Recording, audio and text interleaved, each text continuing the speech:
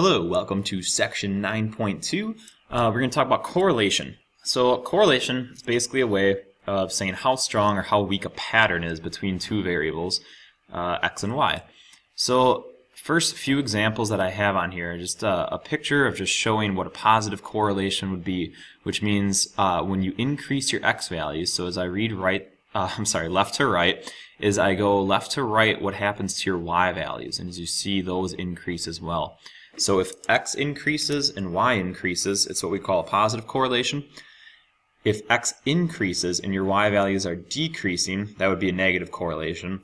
And then it looks like if somebody just threw a bunch of darts at a board, you would have no correlation. So there's really no pattern here. It doesn't look like the numbers are increasing for y or decreasing. It's just kind of a cluster of points really scattered around. And it doesn't look like there's a pattern at all. So we would just say no correlation. So I'm going to go a little bit further in depth than that and talk about something called a correlation coefficient, which is going to basically determine how strong or how weak a correlation really is. So the letter that we use to indicate correlation coefficient is R, and R has a value between -1 and +1. So this is a really good picture or diagram that shows you as we move from -1 all the way to +1 what a correlation would look like.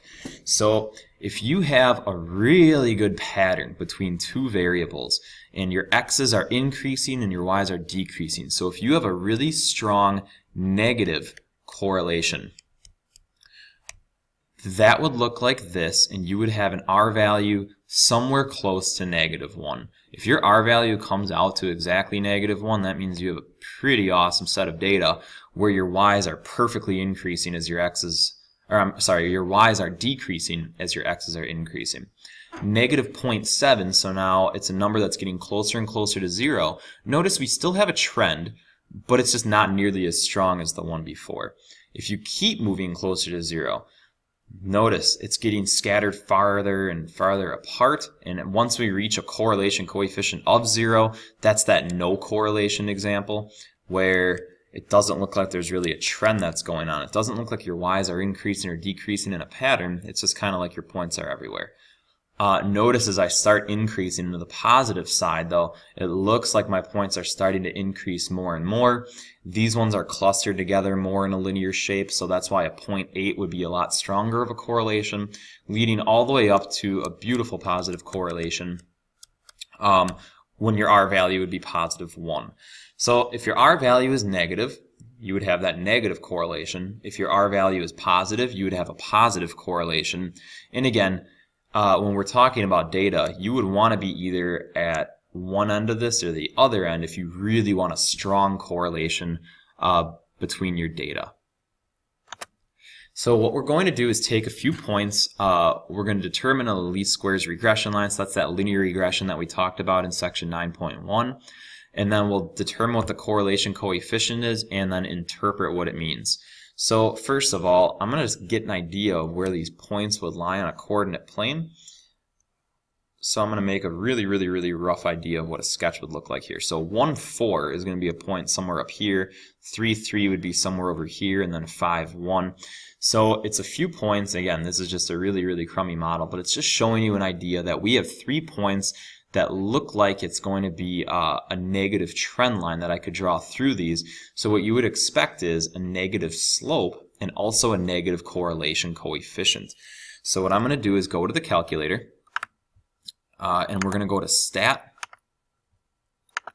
and go to Edit, and I'm going to enter in, well, let's clear out my old data first, but I'm going to enter in all of my x values in for L1 and my y values in for L2. Oops.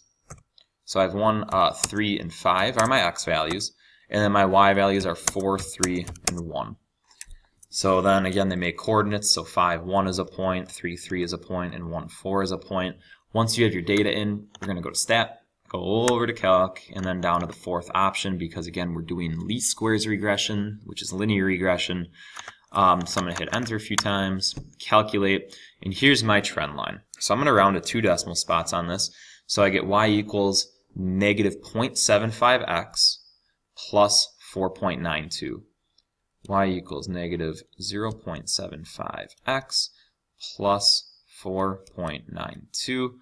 Again, that's the equation of my trend line. What I'm going to do, though, I'm going to have to turn my diagnostic tool on in order to get what my R value is. So what I'm going to have to do is go to second and then catalog. So you'll have to do this on your calculator if it's not already on. And I'm going to go down and find the letter D. So I'm going to hit alpha and then D. Let's make sure that actually works. And I'm going to go to where it says diagnostic on. And what that's going to do is display an R value. So now if I go to stat and over to calculate, and I go back down to that linear regression, it's going to give me more than an A and a B value. It's also going to give me this R value and an R squared value. So I'm going to copy down the R value to 3 decimal points, and notice that it is negative. So my R value is negative 0.81, negative 0.982. So a couple things we're going to interpret from this. First of all, just to get an idea of what this trend line would look like, we would start with a y-intercept up here at around where 5 would be, because it's 4.92, and you're decreasing because that negative slope. So my trend line is going to go right down through these points. So the first thing, when it says interpret the correlation coefficient, I'm going to type a little response here and say, oops, let me shrink this font down.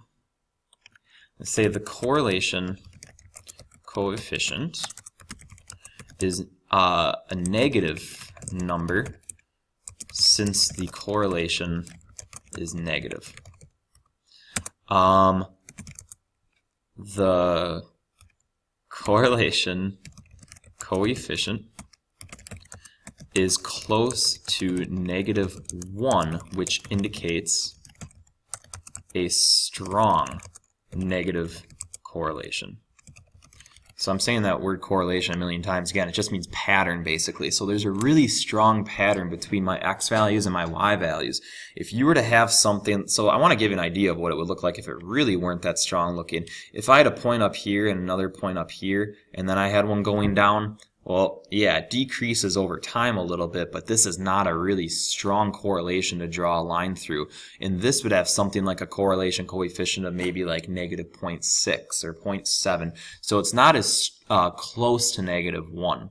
So if you really want that strong correlation, if it's negative, you want it to be close to -1. If it's a positive correlation, you want it close to +1. So what we'll do in this example, this is more of a story problem. We're going to determine a least squares regression line. We're going to interpret the equation, so we'll talk about what slope and y-intercept mean, and we'll do a population prediction. But I'm also going to have that diagnostic on, so we'll be able to look at what an R value would appear as. So this is looking at the population of a small town from 2005 to 2011. So what I'm going to do is first call 2005 my 0 year, and then we'll just keep it going 1 year, 2 year, 3 years, 4, 5, and 6. So 2011 is 6 years after 2005. And notice that it's giving me population in thousands. So not that you have to do this, but I'm going to. 9.4 thousand is the same thing as saying 9,400. This would be 8,300. This is 8,900. So what it looks like is that my population is slowly decreasing over time, where it's kind of fluctuating, where it looks like it's going down, it's going up, it's going down again, and it just kind of keeps dropping. So it starts off at 9,400, but then over time it ends up decreasing down to 6,600. So there's a population decrease, so what we would imagine is we're going to have a negative slope because of that decrease, and it would be a negative correlation, which means we would have a negative R value. So to determine what my least squares regression is, I'm going to go to stat. We're going to go to edit. Let me clear out these data columns again. So hidden clear, enter. And again, we're going from 0 to 6 for my X values or my L1 values. And then I'll enter in the corresponding populations for each of those values. Again, it's not necessary that you had to convert all these numbers into thousands, but when we talk about what our slope is, it might make a little more sense if it doesn't look like a decimal and it actually tells you how many hundreds of people are leaving the town every year.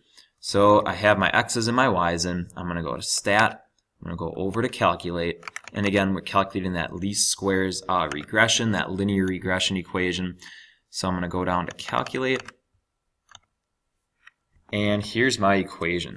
So I'm going to just round to whole numbers here, and I'm going to take down three values. I'm going to take down my A value, my B value, and my R value. So my A value is negative 514. My B value is 9314.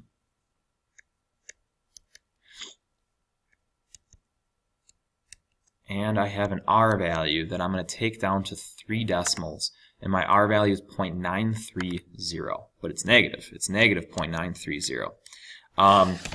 And again, the R value is negative because it is a negative correlation. So I'm going to write the equation of my trend line, y equals negative 514x plus 9314. And when it says interpret the equation, the 514 is the slope.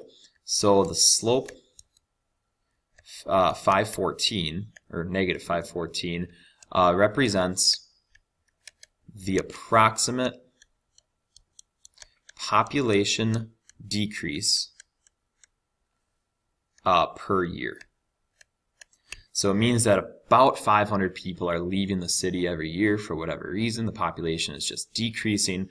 The y-intercept, 9314, represents the approximate population, and that's going to be in our starting year, which is 2005. So we know that the actual population is 9,400, so the prediction came out to 9314. The other thing that's definitely worth mentioning is talking about this value again, the R value. It's a negative correlation because my population is decreasing over time, so we're going to see a line that's going to look like this. So the slope is negative and your R value is negative. So what I'm going to do is take my equation for my trend line and I'm going to make a prediction for what the population is going to be in the year 2014.